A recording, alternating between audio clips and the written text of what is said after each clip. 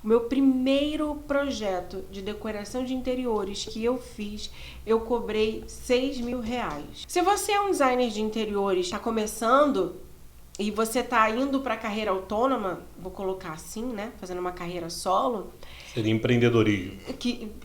Indo na direção do empreendedorismo, porque assim, quando você se forma em design de interiores, não necessariamente você já tem que se formar com o escritório físico montadinho, com um CNPJ ali. Não, você pode começar como autônomo tranquilamente.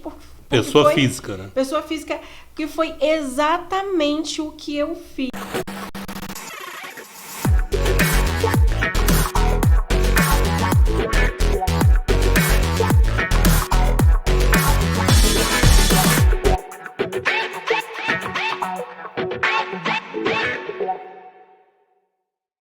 Tá gravando. Sejam muito bem-vindos, sejam muito bem-vindas ao nosso podcast de decoração. O primeiro podcast de decoração na internet. E nós estamos aqui hoje, eu estou aqui hoje com nada mais, nada menos que ela, design de interiores, arquiteta e professora Catherine Ferreira. Eu. E hoje nós vamos, para quem não sabe, esse podcast ele é direcionado para pessoas que queiram começar na área da decoração de interiores, queiram começar na área de design de interiores, ou pessoas que se identificam com essa área, que gostam de decoração, que gostam de design e talvez não saibam que tem nas mãos uma oportunidade de transformar esse prazer, esse hobby, esse gosto em uma profissão de destaque, de reconhecimento, uma profissão criativa, uma profissão alegre, uma profissão incrível, né? Vamos dizer assim, vamos resumir, uma profissão muito... É a melhor profissão do mundo. E hoje nós vamos falar sobre uma coisa que interessa a todo brasileiro, né? O que é? Que eu não sei. Tchim, tchim. Dinheiro é a língua que move o mundo. As pessoas são muito movidas a dinheiro aí. Porque a gente já falou aqui nos podcasts anteriores que o design de interiores ele tem a capacidade de trazer prazeres, alegrias que são fora o apenas externo, né? Como o fato de ganhar dinheiro, como o fato de ter liberdade geográfica, como o fato de ter liberdade financeira, mas ele traz um prazer interno na hora que você realiza um projeto. Isso traz uma alegria, traz dopamina, traz felicidade, faz a vida se mover. No episódio passado a gente falou sobre essa questão de trazer instintos mais primitivos, naturais do ser humano, que às vezes a gente foi esquecendo ao longo da vida. Deixa adormecer, né? Mas existe algo que também interessa ao homem desde que a gente é gente, né? Desde que é primitivo também. A questão do dinheirinho. Então vamos lá, cara. Eu quero saber de você. Quanto ganha um designer de interiores? Boa pergunta, Tiagão. Olha, existem diversas formas, diversas, né, designs de interiores, além de tudo isso aí que você narrou, é versátil. Né? Existem formas de você atuar nessa área. Uhum. E cada uma forma dessa representa um piso e um teto. Total. Quer dizer, não tem teto, mas tem um piso. Né? É um mínimo que você pode atuar. Vamos supor que você queira trabalhar... Mas antes da gente falar em nichos, né? Que eu gostaria, na verdade, de ter agora sou eu pedindo. Não sei se meu pedido tem importância. Mas eu gostaria de fazer um podcast direcionado a nicho. Mas você pode ser um designer... Se vocês aí que estão ouvindo se interessam por um episódio sobre nicho, comenta aqui embaixo. Quero um episódio sobre nichos de decoração. Isso aí. É super importante. Hashtag fala de nicho. É porque é uma dúvida, assim, de muitas pessoas. Mas se você é um designer de interiores júnior, né? Tá começando e você tá indo para a carreira autônoma, vou colocar assim, né? Fazendo uma carreira solo. Seria empreendedorismo. Indo na direção do empreendedorismo, porque assim, quando você se forma em design de interiores, não necessariamente você já tem que se formar com o escritório físico montadinho, com um CNPJ ali. Não, você pode começar como autônomo tranquilamente. Pessoa física, né? Pessoa física, que foi exatamente o que eu fiz, sabe? E não tem problema nenhum. O que eu quero dizer é o seguinte, quando você é recém-formado, você ainda está começando a juntar ali o seu baldinho de experiência, o meu primeiro projeto, e isso eu estou falando de 2007, 2008, o meu primeiro projeto de decoração de interiores que eu fiz, eu cobrei R$6.000.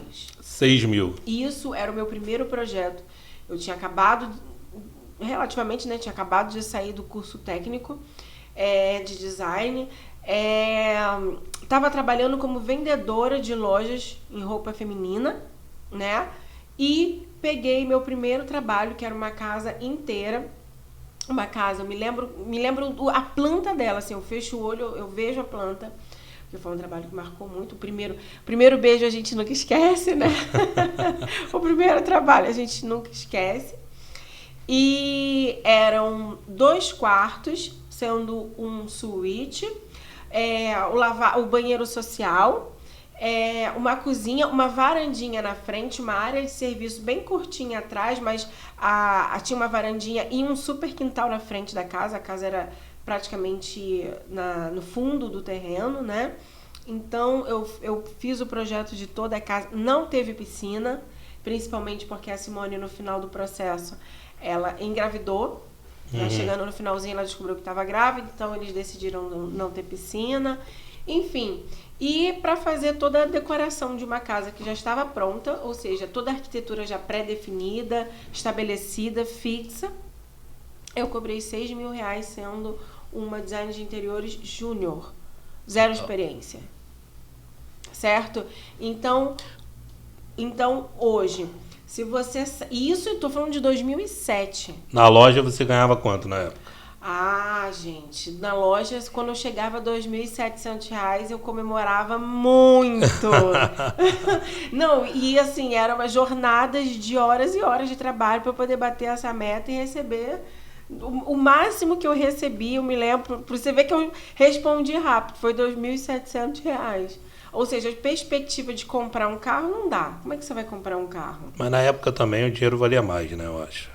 Na época valia mais, por isso que eu tô falando. Se lá em 2007, meu primeiro trabalho, eu cobrei R$6.000, né? Hoje, R$6.000 eu cobro para fazer um cômodo. Total. Um único cômodo. Porque é o valor mínimo que eu tenho no escritório. Qualquer valor menor do que isso, eu tô pagando para trabalhar. Entende? Então, olha só a diferença. Né? Você evolui. Agora, existe a questão também de quando você vira referência. Depois que você se torna referência num determinado assunto, por exemplo, hoje eu sou referência em projetos comerciais, em lojas. Aqui no Rio de Janeiro, nossa, tem pelo menos uma loja minha em cada shopping, né, do Rio de Janeiro. Agora até em Calçadões a gente também tá lá, meu nome tá lá. Então hoje eu sou uma referência no mercado de projetos comerciais, em criação de brand para marcas em termos de design de interiores e tal. Então, que seria uma espécie de nicho, né? É um nicho. Então hoje a pessoa não paga só pelo meu trabalho, ela paga também pelo fato de eu ser uma referência. A certeza de que o trabalho vai ser master, a certeza de que a entrega vai ser master, né? Então hoje eu sou uma designer de interiores sênior. Entendi. Então você tem o júnior, que já começa bem, né? Quando eu fui estagiária, eu como estagiária recebia R$3.000 como estagiária. Eu comecei, logo assim que eu entrei, eu comecei como estagiária ganhando R$1.800 mais bonificações. Depois eu fui evoluindo dentro da empresa e aí passei a ter R$3.000. Ou seja... Era isso que eu ia perguntar, né? Eu era estagiária. Você está dizendo como autônoma, a pessoa receberia aí depende do projeto que ela pegar, né? Se ela pegar um projeto... Outra coisa também muito importante, o tamanho do projeto que a pessoa pega, né? Cobra por metro quadrado ou não? De jeitíssimo nenhum, gente. Cobrar por metro quadrado é um tiro no pé certeiro. Por quê, Catherine? Porque... Por quê, vamos Catherine? supor... Eu que faço as perguntas aqui. Vamos supor que uma cliente te contrate para fazer um quarto. E vamos supor que esse quarto tenha 15 metros quadrados. E aí você cobra por metro quadrado. E aí, só que aí você tem que fazer o detalhamento da marcenaria, você vai ter que fazer o executivo, você vai ter que fazer a definição das cores, você vai ter que fazer o 3D, você vai ter que fazer o layout, você vai ter que pensar nas ideias. E tudo isso em 15 metros quadrados, se você pegar uma casa de 500 metros quadrados, você vai fazer também. Então, o mesmo trabalho que você vai ter para 15 metros quadrados é o mesmo que você vai ter para 500. Então, você vai continuar trabalhando igual e recebendo menos porque você está cobrando por metro quadrado. Entendi. Entende? Então, o mesmo trabalho que eu faria numa casa inteira é o mesmo que eu vou fazer para um cômodo. Eu tenho que fazer... O meu entregável é o mesmo, então... Acho que quando o cliente até sabe disso, ele até fala, não, então faz logo tudo aí de uma vez, né, filho? Exatamente. Então, você tem que... Quando, né, é um pouco mais complexo essa questão de como cobrar. Uhum. Acho que a gente tem que definir um tema só para isso, mas existe todo um pensamento em volta. Para eu desenvolver esse trabalho, eu vou levar quanto tempo? Terão quantas revisões? Eu tenho locomoção. Nessa locomoção eu vou como? Vou de ônibus, eu vou de táxi, eu vou de gasolina, eu vou gastar com um estacionamento, entende? Eu, por exemplo, quando vou fazer uma loja em shopping, eu penso em quantas vezes eu vou fazer a visita para a obra e já vejo logo quanto custa o estacionamento daquele determinado shopping. Uhum. Eu já cheguei a pagar numa pernoite R$60. Uau! Entendeu? Do estacionamento. Então, tudo isso tem que ser levado em consideração. E aí, imagina que você cobra por metro quadrado. Olha o prejuízo que você vai ter. E tem uma coisa no empreendedorismo até, né? Que é o quanto vale a sua hora, de fato, né? Porque basicamente quando isso. você empreende de verdade, você entra nesse mundo do empreendedorismo, o objetivo é você ganhar dinheiro enquanto você está até mesmo dormindo, né? Saber quanto vale a tua hora dormida, né? Quanto vale a tua hora de sono ali. Então, muito mais quanto vale a tua hora trabalhada. Então, exatamente. Muita coisa que você pega no início da tua carreira, lá para frente na tua carreira, você, por exemplo, hoje você tem a escola, você tem o escritório de arquitetura, você tem os trabalhos de design, você tem seus clientes fixos, você tem todas essas coisas. Quanto vale deixar de investir uma hora sua em algo desse tipo para agora estar investindo num outro projeto novo desse quarto que você falou dentro de uma casa? Exatamente. Então, existe o valor da tua hora, ele aumenta cada vez mais que você cresce. É né? por isso que eu falo para os meus alunos, eles podem... É por isso que eu falei que tem um mínimo, e o mínimo é para você que é júnior, né, para um designer de interiores júnior, o mínimo é o que ele tem menos gastos. Uhum. Sabe? Por exemplo, a conta de luz de um escritório, ele não tem que pagar, ele não tem isso na conta mensal dele. Dá para começar no home office, né? Totalmente, dá para começar no home office. Aí entra também as questões dos nichos, ele pode também trabalhar online, ele pode trabalhar online e físico, ele pode trabalhar fazendo consultorias. Consultoria é uma coisa que está em altíssimo... Tem alta... muita gente está fazendo. Eu, Catherine, particularmente, não gosto da consultoria.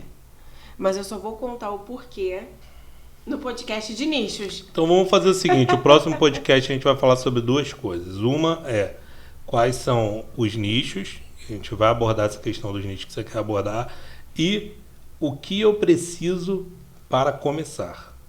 Se Perfeito. O assunto ficar longo, a gente divide em dois. Mas a princípio vai ser nichos e o que preciso para começar. Quais são os materiais que eu preciso? Eu já vi essa pergunta sendo reiteradamente feita. Muito. muitas. Quais são os materiais que eu preciso? Quais são as Meus ferramentas alunos, por que eu exemplo, preciso? antes de serem alunos, eles entram em contato com o nosso suporte de atendimento e a primeira coisa, a maioria deles perguntam o que eu vou precisar para poder começar. Então a gente vai esclarecer isso no próximo podcast já. Pode ser? Pode ser. Então, para a gente não fugir do tema de hoje, me diz, numa empresa, num escritório de arquitetura, num escritório, não sei como é que se diferencia os escritórios pelos tamanhos que tem. Sim. Quanto que é a variação aí do salário de um designer, caso ele não queira empreender, porque empreender não é a única opção, né? Talvez aqui Não é. Tem não é a única milhões de opção. opções. Tem milhões de opções. Milhões de opções. E uma delas é você ingressar no escritório de arquitetura, por Sim. exemplo, né? Trabalhar para outra pessoa. E posso falar? Pode falar. A pergunta é como que é a variação desse salário aí para esse profissional que estaria ingressando por esse lado? Isso é uma ótima pergunta. Quando você vai trabalhar, né, como funcionário, né, como um designer de um escritório de arquitetura e interiores, significa que aquele escritório ele já tem uma saúde financeira o suficiente para contratar um profissional formado, que nunca é barato, né? Sendo ele júnior ou sendo ele sênior. Nunca é barato. Então, tecnicamente, aquele escritório ele já tem uma saúde financeira boa. E você pode ter vários cargos dentro do escritório. Você pode entrar apenas como um designer que faz parte da equipe de criação. Você pode entrar como um coordenador de setor criativo, setor executivo. Você pode entrar como um gerente de projetos.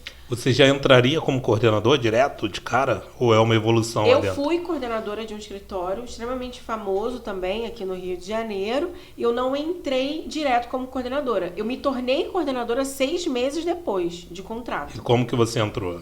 Eu entrei como profissional, ganhando um salário estipulado ali entre acordos. Total. Né? Então, se você é júnior, a média salarial de um designer júnior num escritório pode variar de R$ 3.700 a uns 5.200, né? Porque você também tem estágio, você também tem graduações em ser júnior. Você pode ser júnior sendo o seu primeiro emprego. Você pode ser um designer júnior tendo o seu segundo emprego, então isso já configura que você já tem um pouco mais de experiência, então você pode ganhar um pouco mais por aquilo, certo? Como zero experiência, então fica numa faixa de uns R$ 3.500, R$ 3.700 o salário. Dependendo da saúde financeira do escritório, você tem bonificações, né? Dependendo do contrato que também se é feito. O que seria as bonificações? Bonificações é passagem, alimentação. Ah, tá, total. Né? São essas bonificações. O meu escritório, por exemplo, a gente... eu dou uma bonificação extra para a galera quando a gente bate metas do executivo. Por exemplo, a gente tem prazo, tem obra acontecendo. Então, eu tenho 3 meses para entregar uma quantidade X de projetos. Então, se a gente conseguir, sem nenhum atraso, fazer essas entregas, bater essa meta... Então, eu também faço uma bonificação com o escritório. Uma forma de incentivo para poder a galera estar sempre mantendo o prazo como prioridade, né? Claro, legal. Excelência também, né? Então, aí vai de acordo com a metodologia, né? O funcionamento de cada escritório. Daí, se você já é um designer, um profissional sênior, você pode ganhar até R$ 10.000. Dependendo do cargo que você ocupa, mais as bonificações e mais participação do escritório. O escritório em que eu trabalhei, eu recebia participação. Então, além do meu salário, isso depois que eu me tornei coordenadora. Então, além do meu salário, eu tinha participação também, né? Então, assim, é muito bom, né? Dependendo do escritório que você está indo trabalhar, é muito bom também você... ter um cargo importante dentro de um escritório. Legal. E uma coisa que chama atenção, eu sei a resposta disso e eu acho que é interessante as pessoas saberem disso, né? Por que é tão valorizado, às vezes, um profissional dentro de um escritório, assim, a ponto de ganhar 10, 15, 20 mil reais dentro do escritório? as pessoas às vezes não entendem por quê. Por que a pessoa vai pagar tanto assim? É porque eu vou te fazer a seguinte pergunta. O que normalmente faz um profissional desse tipo dentro de um escritório grande de arquitetura, design? Aí ele é um gerente, né? Uma espécie de gerente de projeto. Ele é o coordenador dos coordenadores, certo? Seria esse o papel dele? Esse cara que tá lá em cima, tá no topo, tá ganhando bem.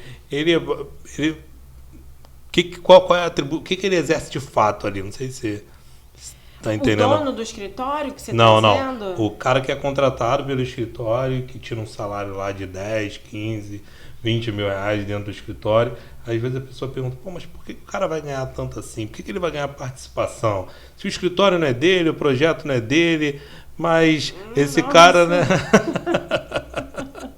Ele trabalha, meu amor. Essa pessoa trabalha, que não é brincadeira, não. Na época que eu fui coordenadora, eu gerenciava a equipe, eu gerenciava os projetos e eu gerenciava a obra. Eu já cheguei a virar noites no escritório para poder garantir as entregas, para poder não paralisar as obras, entende? Esse cara é o filtro do dono do escritório. Ele basicamente faz alguns projetos, né? Ele faz os projetos, é óbvio. Antes, o dono do escritório, quando você chega a ter um escritório nesse nível, o dono do escritório normalmente já não participa tanto, né? Ele só fica ali no setor administrativo, administrando a empresa mesmo. E aí tem esse gerente geral que está à frente de tudo, que faz o papel que o dono já fez quando o escritório começou, né? Então, ele faz, sim. Quando o dono do escritório é responsável pela assinatura dos projetos. Independente se foi ele ou não, ou alguém da equipe que fez, não importa. Né? O responsável pelo projeto vai ser o dono do escritório, quem assina. Então, você tem a equipe criativa, você tem a pessoa que desenvolve os projetos, desenvolve as ideias, desenvolve absolutamente tudo e depois você vai ter reunião com o dono do escritório para apresentar as ideias. Daí o dono fala, gostei, tem a ver com o meu perfil, tem a ver com o perfil do escritório, pode mandar para o setor executivo. Me representou. Pode mandar para o executivo. Legal. No geral, o cara que chega nesse nível, ele chega um momento em que ele sai e abre o próprio. Total. Não, na verdade, isso traduz muito, muito, muito. Até para quem não sabe, esse podcast não é um podcast que vai falar só sobre a decoração ou sobre uma dica de decoração. Não, aqui a gente é para te ajudar a formar sua carreira mesmo. E não tem como evitar o assunto do empreendedorismo, não tem como evitar o assunto das oportunidades, da mentalidade que o cara tem que ter, né? E dentro dessa mentalidade, tá essa mentalidade empreendedora. Essa mentalidade que eu tô aqui, que eu vou aprender aqui para eu lá na frente poder executar. Sim. Olha o aprendizado que existe nisso, né? Existe até o livro do Pai Rico, Pai Pobre, que quem não leu deveria ler. Lá que é um clássico, né, do empreendedorismo. Então, lá é falar exatamente isso.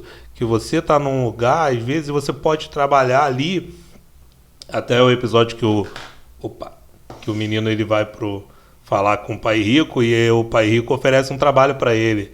E o Pai Rico não é pai dele, né? O Pai Rico é um pai de outra pessoa que ele olha e ele observa o comportamento desse cara, que é um comportamento diferente dos comportamentos que ele via no dia a dia ali. E ele vai falar com esse cara, o cara fala, não, vou deixar você trabalhar aqui. Tá, você quer trabalhar aqui comigo? Tal? Então tá bom, então pode vir, pode trabalhar. E aí ele vai e não oferece um grande salário, não oferece uma grande remuneração. E o garoto fica, mas eu vou trabalhar aqui e você não vai me dar o dinheiro que eu preciso receber? Estou trabalhando para você. Se você não quiser, você ir embora. E depois que o garoto aceita, ele senta com ele e ele fala, olha, o melhor salário que existe é o aprendizado. Porque o dinheiro, e aí já é mais interpretação, mas você entender que o dinheiro, ele às vezes, ele é tão ruim que ele te prende em algo que não está te ensinando nada. Que você tá ali mesmo só para cumprir Só tabela. para cumprir tabela. Você não tá mais aprendendo nada. Se você não tá mais aprendendo nada ali... Não te acrescentou mais não em algo que te direcione para aquilo que você quer, O dinheiro não mais está te ajudando e ele sim está te travando, está te coisando aqui. Te acorrentando. Acorrentando. É como aquele... O exemplo do elefante, que ele é criado com uma cordinha presa no pé dele, desde que ele é criancinha, preso numa cadeira. E o elefante ele fica enorme. O elefante de circo lá, ele fica enorme. Mas ele continua preso àquela cadeira ali, porque ele acha que aquela cadeira prende ele. Então, realmente, a melhor remuneração, o melhor que você pode tirar do teu trabalho é o aprendizado. Então, imagina esse cara que ele está ali, está fazendo tudo, está aprendendo.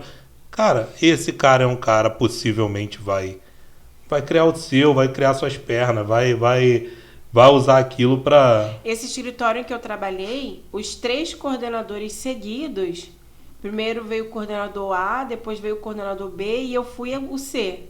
Os 3 coordenadores seguidos saíram para montar o seu próprio escritório. Olha aí. E o coordenador que hoje está lá nesse escritório está desde quando eu saí. Que bacana. Que tem 7 anos, né? 7 anos.